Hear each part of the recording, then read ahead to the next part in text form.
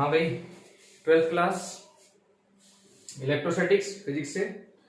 और आज का टॉपिक हमारा जो कि रिलेटेड होगा जो लास्ट टॉपिक किया हमने। देखिए, मैं यहाँ टॉपिक की बात करूं तो टॉपिक नया है बट कंसेप्ट हमारा पुराना ही है। और कंसेप्ट क्या है हमारा, जिसमें कि हम पढ़ रहे हैं इस चैप्टर के अंदर जो कंसेप्ट पढ़ रहे हैं वो कूलम्स लॉ का पढ़ रहे हैं।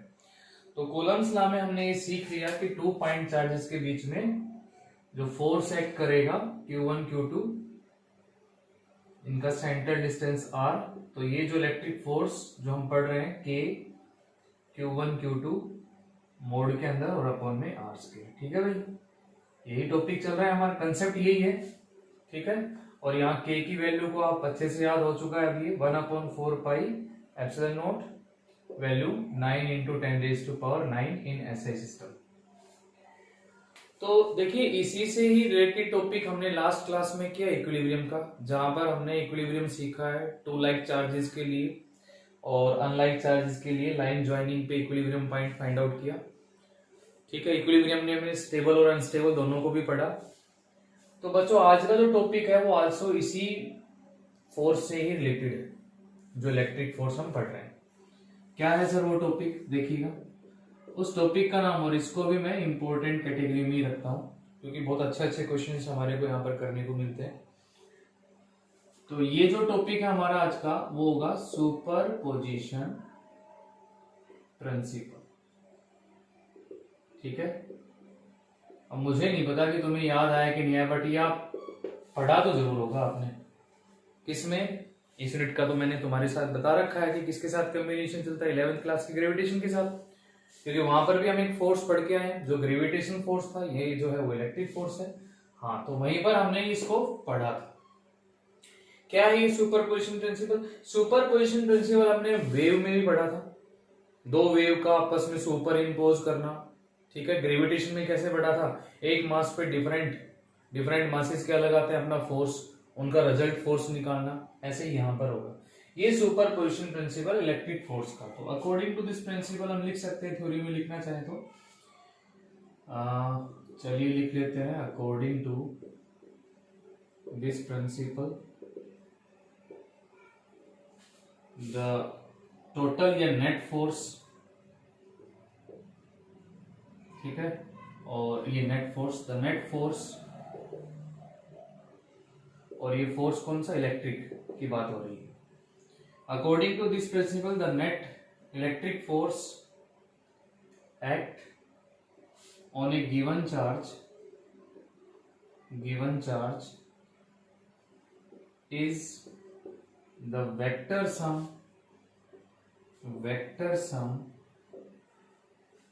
of forces exerted by other charges, या जो अलग अलग इंडिविजुअल चार्जेस है। ठीक है भाई, और ये जो वेक्टर सम लिखा है ना, मैं इसको हाईलाइट भी करता हूं क्योंकि फोर्स कैसी क्वांटिटी है, वेक्टर, तो कैसा सम चलेगा इसके अंदर, वेक्टर सम चलेगा।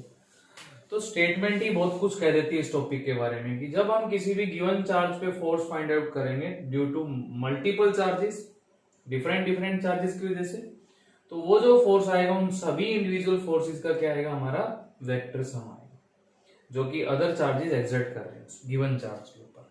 ठीक है, तो भाई अब ये तो हो गया हमारा कंसेप्ट। अब आ जाते हैं इसकी लैंग्वेज, और फिजिक्स की लैंग्वेज हमारा मैथमेटिक्स। तो जब तक हम मैथमेटिक्स नहीं कर लेते हैं तब तक हमें लगता है कि फिजिक्स जो है ना वो कंप्लीट हुई नहीं है, तो वो जरूरी है करना। लिख लेंगे ये, आप आ गया होगा समझ में, तो नोट्स तो आप बना ही रहे हैं साथ साथ। अब देखिए बच्चों, मैं यहाँ पर एक चार्ज ले लेता हूं, पॉइंट चार्ज Q0 ले लेता हूं, इसको मैं अपना गिवन चार्ज बोलता हूं। ठीक है भाई, ये गिवन चार्ज हो गया। इस चार्ज पे अलग अलग चार्जेस फोर्स लगाते हैं। मान लीजिए Q1 लगाता है, मान लीजिए Q2 लगाता है। अब इसको भी ना कुछ सिंपल तरीके से कर लेते हैं, कुछ इसको और थोड़ा सा कॉम्प्लिकेटेड बना देते हैं। कॉम्प्लिकेटेड कुछ नहीं है, आप इसके साथ कोऑर्डिनेट अटैच कर दो, तब थोड़ा सा लगेगा कि ये लेंथी हो जाता है। इस चार्ज की पोजीशन देखी हमने, R2 वेक्टर डाला, इस Q1 की पोजीशन देखी हमने, R1 वेक्टर डाला, और वो जो कि हमारा गिवन चार्ज है उसकी पोजीशन देखी हमने, तो हमने डाला R nought vector. Position vector तो सब समझते हैं यार, ठीक है। और हमारा जो फोर्स निकालना है, जो हमें फोर्स निकालना है वो इस पे निकालना है, ये जो गिवन चार्ज। अब देखिए ये अपने ऊपर खुद का तो फोर्स क्या निकालेगा, अब इस पे फोर्स लगा कौन कौन रहा है, 1B और 2B। इससे पहले हम 2 पॉइंट चार्जेस के लिए फोर्स पढ़ के आए हैं। अब यहाँ 1 2 3 और ऐसे और भी बहुत सारे n number of point charges, n number of point charges ले लेता हूं, जो भी मैंने 2 ही दिखाए, फिर n के लिए बढ़ा लेंगे इसी को प्लस, ठीक है।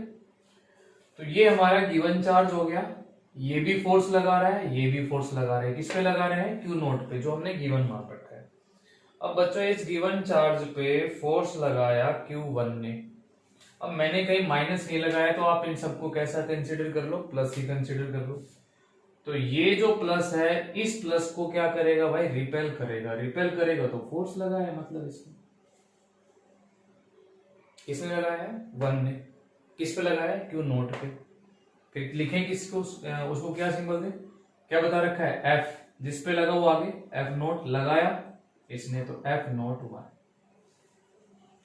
ठीक है। लिख सकते हैं, यहां पर लिखना चाहे तो क्या लिख देंगे कि जो F नोट 1 है वो सर फोर्स है on given charge Q note, किसकी वजह से, ड्यू टू Q1 की वजह से। अब अगर मान लीजिए इस पे फोर्स लगने से ये डिस्प्लेस हो जाता है, तो ये डिस्प्लेस हो जाता है तो इसको फिक्स मान के हम यहाँ पर डायरेक्शन देखने के लिए क्या यूज कर लेते हैं, अपना यूनिट वेक्टर, या साथ साथ डिस्प्लेसमेंट वेक्टर भी ले लेते हैं। कहां से हुआ है, 1 से नोट की तरफ, तो क्या लिखेंगे आप इसको, R1 नोट वेक्टर। और R1 नोट वेक्टर को लिखने का तरीका क्या होता है, R1 नोट कैप अपॉन में R1 नोट का मॉडुलस। बोलो, सब वही पीछे का रिपीट हो रहा है, यस। तो हमने लिखा F नोट 1, चलिए यहां जो लिखा है F नोट 1 को बच्चों क्या लिखूं, के किस किस के बीच में एक्ट किया है, Q1, दूसरा Q note, distance R1 note ले लेंगे ना, मैग्नीट्यूड R1 नोट मॉडुलस का स्क्वायर, डायरेक्शन कौन बता रहा है, R1 नोट कैप, ठीक है, बिल्कुल ठीक है सर।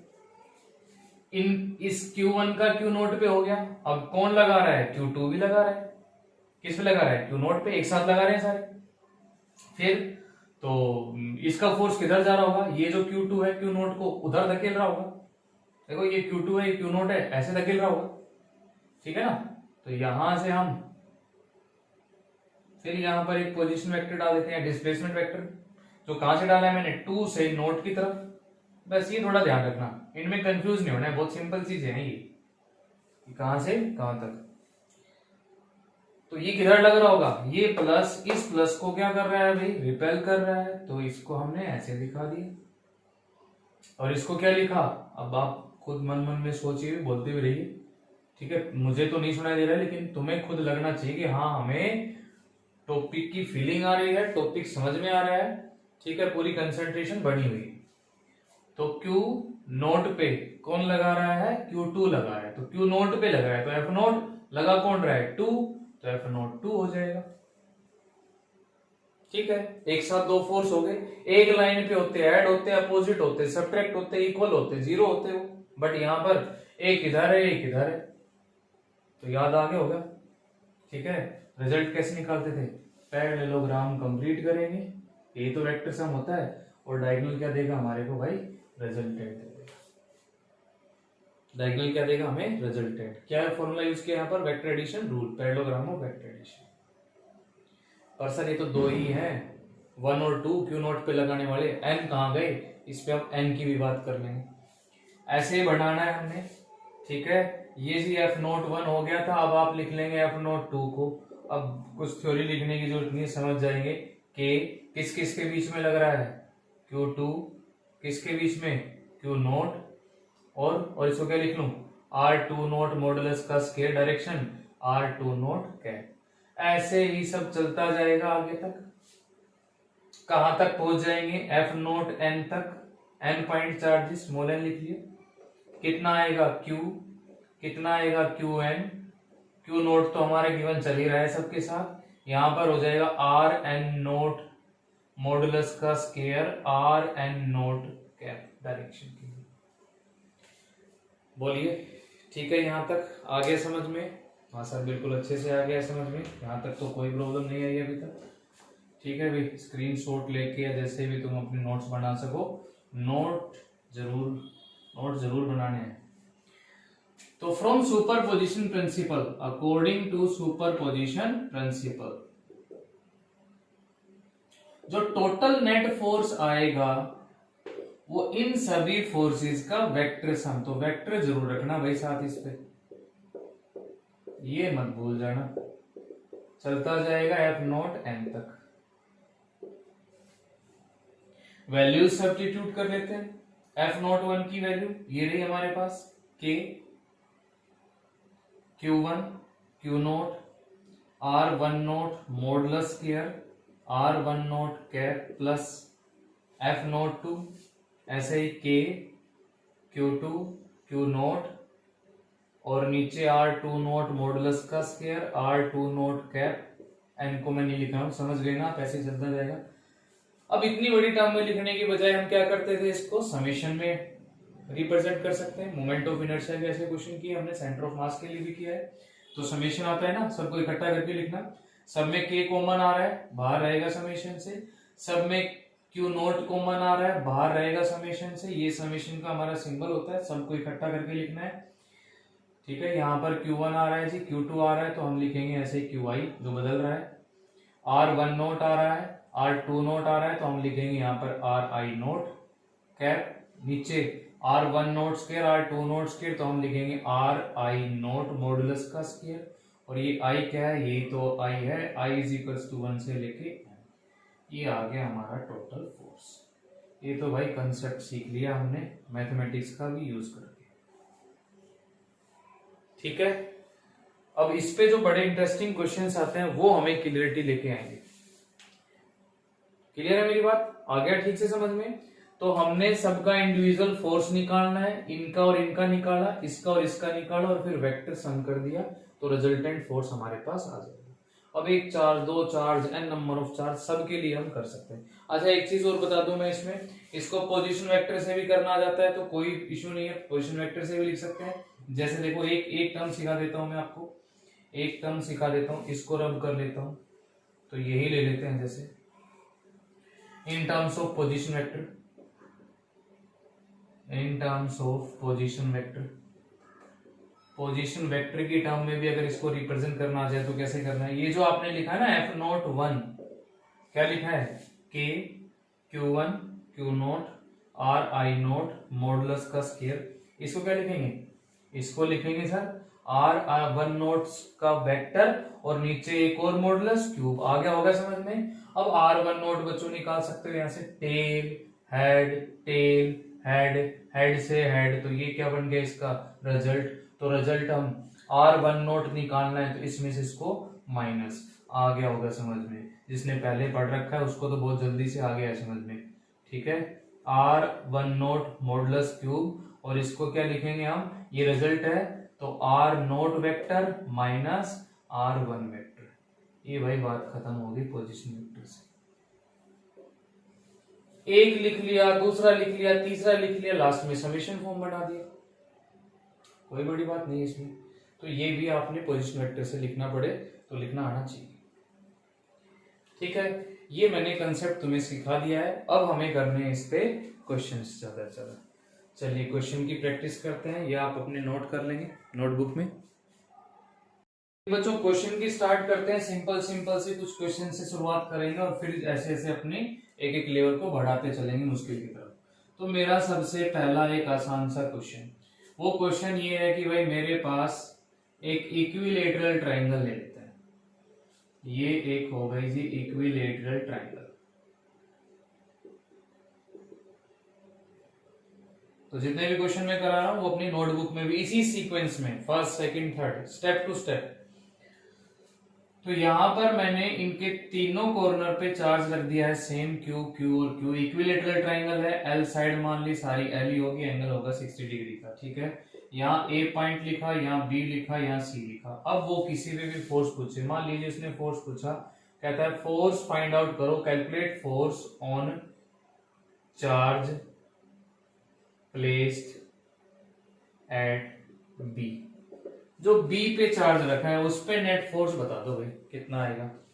अब बी पे तो हमें निकालना है, बी पे तो हमें निकालना है, तो लगाएगा कौन कौन, ए लगाएगा और सी वाला लगाएगा। ए वाला किधर लगाएगा, ए वाला, तो ये कैसा है प्लस, ये भी कैसा है प्लस, तो वो ए तो बी वाले को धकेल रहा होगा, धक्का लगा रहा है, रिपल्सन।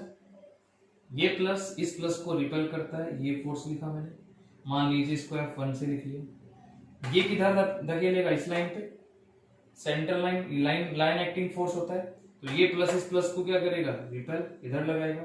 कितना फोर्स लिख लिया मैंने इसको, F2 से। अब चीज क्या है कि F1 इज इक्वल्स टू कितना है, F2 ही है। क्यों है, आगे होगा समझ में, क्योंकि दोनों वैल्यू ऑफ चार्जेस सेम है, ये भी डिस्टेंस भी सेम है, तो फोर्स भी क्या है, सेम ही है।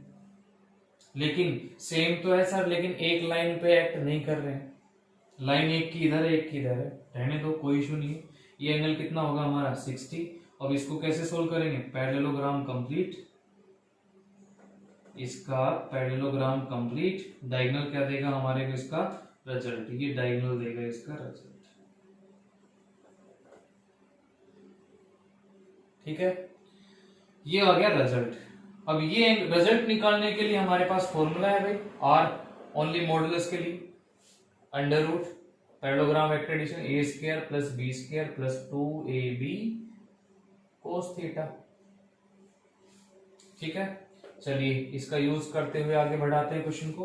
तो रिजल्टेंट फोर्स हमारा आर लिख लिया, और एक फोर्स ये है, एक फोर्स ये है, जो कि दोनों की वैल्यू सेम है, तो एफ ही ले लेता हूँ, F square plus 2f cos theta क्या होता था, दोनों वेक्टर के बीच में एंगल, तो ये वाला एंगल, आल्सो ये भी कितना होगा 60 डिग्री होगा, तो कोस 60। अब तो कुछ बचा ही नहीं इस क्वेश्चन में, under root F square plus F square हो गया 2f स्क्वायर कोस 60 की वैल्यू हो गई हमारी 1/2, 2 से 2 cancel, 2f square plus F square 3f square, root लगा हुआ है कैंसिल, तो अंडर रूट 3f, ये आ गया आंसर। f क्या ले, फिर f निकाल दो, ये f1 और f2 के बराबर तो f है, तो रूट 3 लास्ट में रखना इसकी वैल्यू, k q और q स्क्वायर, डिस्टेंस कितना है l, तो l स्क्वायर। ये आ गया जी हमारा रिजल्टेंट फोर्स का मैग्नीट्यूड। कई बार क्वेश्चन में डायरेक्शन की भी बात करेगा, ये डायरेक्शन। अब डायरेक्शन के लिए भी तो हम एक फॉर्मूला पढ़ते थे, याद होगा, tan beta is equals to b sin theta upon में a plus b cos theta. और इसमें मैंने बता भी रखा है तुम्हें कि थीटा क्या लेना होता है, थीटा कौन सा एंगल लेते हैं, या a किसको लेते हैं और b किसको लेते हैं, a उसको लेते हैं जिसके साथ बीटा बनता है। मतलब अगर मान लीजिए, वैसे तो खैर इसका आंसर हमें पता ही है कि दोनों बराबर फोर्स है, तो बिल्कुल बीचों बीच एक्ट करेगा। तो अगर मान लीजिए मैं इसको बीटा मान रहा हूं, तो बीटा जिसके साथ एंगल बनाता है वो ए का काम करता है इस फॉर्मूले में। ये लाइन आप लिख भी लेंगे ताकि गलती ना हो फिर कभी, कि जो बीटा एंगल बनाता है जिस लाइन के साथ, उसको हम ए लेते हैं। ठीक है, या तो ए और बी दोनों बराबर ही है, तो क्या लिखा मैंने यहाँ पर, इसको एफ लिखा, साइन उनके बीच में कितना था 60, ऐसे ही ये भी f प्लस एफ, ये हो गया cos 60। ठीक है, दोनों में से f क्या आ गया हमारे पास, कॉमन आ गया, और कॉमन हो गया कैंसिल हो गया, तो यहां पर कितना बच गया sin 60 कितना होता है रूट 3/2। ठीक है भाई, और नीचे क्या है हमारे पास 1 प्लस cos 60 कितना होता है 1/2। अब 1 प्लस 1/2 कितना हो गया जी 3/2, तो ऊपर गया, 2 से 2 क्या हो गया कैंसिल, रूट 3, इस 3 को क्या लिखना मैंने रूट 3 इंटू रूट 3, कैंसिल, कितना आ गया 1/√3, कितने पे होता है tan बीटा 1/√3, तो बीटा आ गया हमारा 30 डिग्री। वो आना ही था क्योंकि दोनों फोर्स बराबर थे, तो बिल्कुल बीच में आना था। तो मैग्नीट्यूड भी निकाल लिया, और क्या निकाल ली, साथ में हमने डायरेक्शन भी निकाल ली। तो जो जो पॉइंट्स मैं बोल रहा हूँ, लिख नहीं पा रहा हूँ, तो वो आप जरूर नोट भी करते चलेंगे साथ में। क्या पॉइंट नोट करना है इसके अंदर, कि ए जो लेना है वो किसके साथ लेना है, जिसके साथ बीटा बढ़ेगा, डायरेक्शन के लिए काम आएगा ये पॉइंट। इजी था क्वेश्चन, ठीक है। चलिए और लेते हैं एक दो क्वेश्चन ऐसे इजी इजी क्वेश्चन, फिर हमारी बुक में बहुत अच्छे अच्छे क्वेश्चन बना रखे हैं। बच्चों एक क्वेश्चन मैं ये ले लेता हूं, मान लीजिए स्केयर के ऊपर भी आ जाता है, ये इक्विलेटरल ट्रायंगल पे था, ये ले लिए भाई स्केयर, ठीक है। सभी कॉर्नर पे बराबर चार्ज रख दिया मैंने, Q Q and Q, side ले ली मैंने यहां पर ए। पूछा सेंटर पे बताओ ओ पॉइंट पे नेट फोर्स कितना होगा, कि यहां पर अगर मैं एक कैपिटल क्यू ले लेता हूं चार्ज,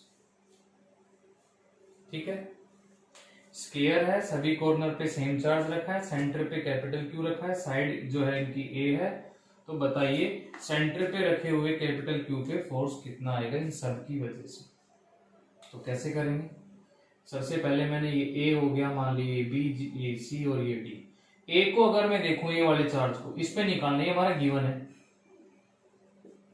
तो ये वाला जो ए पे रखा हुआ चार्ज है इस चार्ज को इधर रिपेल करेगा, पॉजिटिव पॉजिटिव रिपल्सन, ये भी तो करेगा, ये कोई बैठा थोड़ी ना देखेगा, ये भी रिपेल करेगा। अब कौन कम कौन ज्यादा ये चेक करेंगे हम वैल्यू और डिस्टेंस से, तो ये क्यू ये क्यू, ये small Q capital Q, small Q capital Q, दोनों की वैल्यू सेम, डिस्टेंस भी बराबर, डायरेक्शन अपोजिट, कैंसिल आउट। ऐसे ही यहां होगा कुछ, ये इसको इधर, ये उसको उधर पहुंचाएगा, बराबर धक्का लगा रहे हैं, नेट फोर्स कितना आ गया, जी। अब बच्चे क्या करते हैं ना, जब भी स्केयर का क्वेश्चन कोई बन जाता है ना, तो वो गलती एक करते हैं कि जीरो ले आते हैं हर जगह, नहीं ऐसे नहीं करना है, जब तक आपको क्वेश्चन पूरा क्लियर ना हो। जैसे अगर मान लीजिए इसी क्वेश्चन को मैं ऐसे कर देता कि यहां पर 2q कर देता और यहां पर 2q कर देता, तो आंसर बदल जाता। कैसे बदल जाता, क्योंकि अब इसका फोर्स इधर ज्यादा हो जाता, समझ रहे हैं ना, इसका फोर्स बड़ा हो जाता, ऐसे इस वाले का फोर्स बड़ा हो जाता, फिर क्या करते, इस वाले फोर्स में से इसको क्या करते, माइनस करते, तो फिर बचता ना कुछ, माइनस करने के बाद भी मान लीजिए इतना बचता। ऐसे ही इस वाले में से इसको क्या करते, माइनस, तो भी बचता। अब थोड़ा इधर बचता थोड़ा इधर बचता, तो हम पैरेललोग्राम कंप्लीट करते और फिर रिजल्ट निकालते। आई मेरी बात समझ में, कैलकुलेशन आप इसकी इजीली कर सकते हैं। कराऊं मैं इसकी कैलकुलेशन, चलो देखो एक बार कैलकुलेशन कर लेते हैं, इसकी भी हम एक बार कैलकुलेशन कर लेते हैं। कैसे होगी कैलकुलेशन, देखो बच्चों, ये सेंटर पे था, ये क्यू था हमारे पास, इसका फोर्स यहां पर मैं मान लीजिए 2f मान लेता हूं, फ्रैक्शन से बचना है, क्योंकि जब इसका 2f होगा तो इस वाले का कितना होगा, f होगा। अरे भाई इसने कितना लगाया 2f, इसने कितना लगाया f, तो 2f में से f घट के कितना बचा, यहां पर f बचा, काट दो ना मैं इसको, तो इसको छोटा कर दिया और f बचा। ऐसे ही और इसका कितना होगा यहां पर, ऐसे ही फिर से 2f ही होगा, फिर इसका कितना होगा, f होगा, इस 2f में से इस f को घटा देंगे। अच्छा इसमें भी तुम गड़बड़ कर दोगे लास्ट में, इसलिए पूरा देखना, कितना हो जाएगा, ये भी f हो गया, ठीक है सर, इतना आ गया समझ में, f और f मिल गया हमारे को। अब हम क्या करेंगे भाई, रिजल्ट निकालेंगे। रिजल्ट निकालने के लिए हम क्या करेंगे, पैरेललोग्राम कंप्लीट करेंगे, डायगोनल से क्या निकालेंगे, रिजल्ट निकालेंगे। चलिए भाई निकालते हैं, रिजल्ट भी निकालते हैं। r इज इक्वल्स टू कितना हो जाएगा, अंडर रूट, अब ये भी f है ये भी f, तो f square plus f square हो गया जी 2f स्क्वायर इनटू में 2f स्क्वायर, कोस क्या है ये 90, कोस 90 कितना, 0, खत्म करो इसको, तो कितना आ गया, अंडर रूट 2f, ये रिजल्टेंट आ गया। ये तो कुछ भी नहीं था, बहुत सी इजी क्वेश्चन था। f की वैल्यू क्या रखोगे, f की वैल्यू क्या रखोगे, चलिए रखते हैं। F किस किस के बीच में फोर्स था, इन दोनों के बीच में, हाँ बस ये ध्यान रखना है, क्योंकि इनका तो हमने क्या मान रखा था, ये जो 2q लगा रहा था वो तो कितना मान रखा था 2f, और f किसका था, q और q का, हाँ बस ये चीज सीखनी थी। F इज इक्वल्स टू कितना हो जाएगा, k q q, और ये वाला डिस्टेंस कितना होगा, ये डिस्टेंस पाइथागोरस लगा के जब निकालता हूं पूरा डिस्टेंस तो आता है अंडर रूट 2a, पता है ना भाई, इसका स्क्वायर प्लस इसका square root under root 2a, आधा कितना हो जाएगा, इसका हाफ, इसको आप ये रूट टू लिखेंगे तो a बाई रूट 2, तो a बाई रूट 2 का स्क्वायर, तो f is equals to k q q a square, ऊपर चला गया 2, और साथ में कितना था हमारे पास रूट 2f, ये f की वैल्यू इसमें पुट अप कर देंगे तो रिजल्टेंट आ जाएगा। मतलब एक ही क्वेश्चन को किसी भी तरह से कितनी भी तरीके से घुमा सकते हो। अब जैसे मान लो मैंने यहाँ पर दोनों प्लस प्लस टू क्यों ले लिए, एक को मैं माइनस टू क्यों ले लेता, बढ़ा लो कुछ भी, इसको माइनस क्यों ले लेते, इसको हम प्लस का थ्री क्यों ले लेते, कितने ही क्वेश्चन कर लो स्क्वायर के ऊपर। कंसेप्ट तो वही लग रहा है ना हमारा, सुपरपोजिशन प्रिंसिपल, कि किसी भी गिवन चार्ज पे due to multiple charges force निकालना हो तो सबकी पहले डायरेक्शन देखेंगे, फिर उनका क्या करेंगे, वेक्टर साफ करेंगे। आया समझ में? इस पे हमें क्वेश्चंस करने। तो आज एक टॉपिक ये है, बाकी मैं कुछ क्वेश्चन आपको भेजूंगा, वो क्वेश्चन आपने प्रैक्टिस करने हैं, और इसके बाद हम एक दिन दो दिन और अभी क्वेश्चन प्रैक्टिस पे लगाएंगे। तो टेस्ट से मैं पहले आपको इन्फॉर्म कर दूंगा, मैसेज डाल दूंगा या यहाँ पे वीडियो में बता दूंगा कि कब हम एक टेस्ट रखेंगे। जो भी आपको असाइनमेंट मिल रहे हैं, जो भी आपको क्वेश्चन मिल रहे हैं, वो जरूर साथ साथ करते रहो। देखो मैं ज्यादा तुम्हें नहीं पढ़ा रहा हूँ, थोड़ा थोड़ा काम करा रहा हूँ बस, लेकिन वो काम हमारा होता रहे, क्योंकि जब भी हमारी ऑफलाइन क्लास स्टार्ट हो तो पिछली बार के स्टूडेंट की तरह ऐसा ना होगी सर वो सब चीजें एक बार फिर से दोबारा कराओ, इतना डिटेल में करेंगे तो फिर हमारा टाइम ज्यादा लगेगा। इसलिए बच्चों एक एक टॉपिक ही सिखा रहा हूँ। देखो 3 से 4 दिन, 3 लेक्चर हमारे वही कुलम्स ला पे चलने लगे। बस अच्छा कर लो ठीक से इसको, ठीक है।